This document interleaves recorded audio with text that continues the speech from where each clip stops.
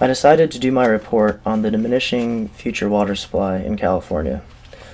The reason I wanted to do my report on that is because I myself am from California and are becoming more and more aware of the drought in my state. I really wanted to research the topic and learn more about it, so let's get started.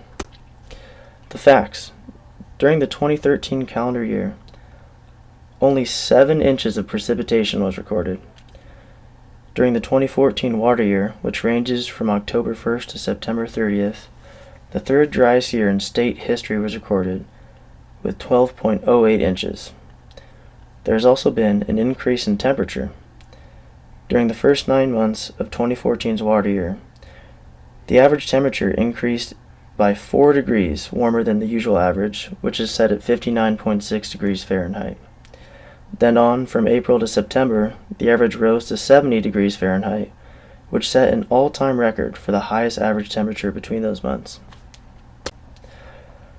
The source of the drought has come from greenhouse gases. These gases can be car emissions or other things.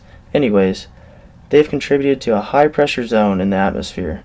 These high-pressure zones, located off the coast, have driven away storms coming in from the Pacific, decreasing rainwater.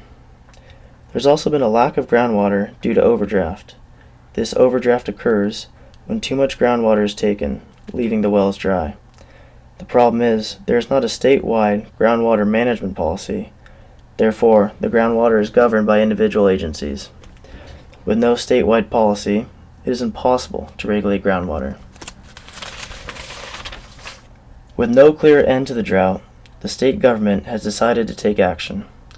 On November 4th, the Water Quality, Supply, and Infrastructure Improvement Act of 2014 was voted on. If passed, more than $7 billion will be spent on different projects in order to counter the drought. As seen in Figure 1, these projects include creating dams and groundwater storage, protecting and replenishing watersheds, making improvements to water quality, and also building flood protection facilities. If passed, the state will have to borrow a whopping $600 million. The Legislative Analyst's Office predicts this will take at least 15 years for the state to pay off. Unfortunately for the people of California, this bond will have to be repaid through the use of taxes.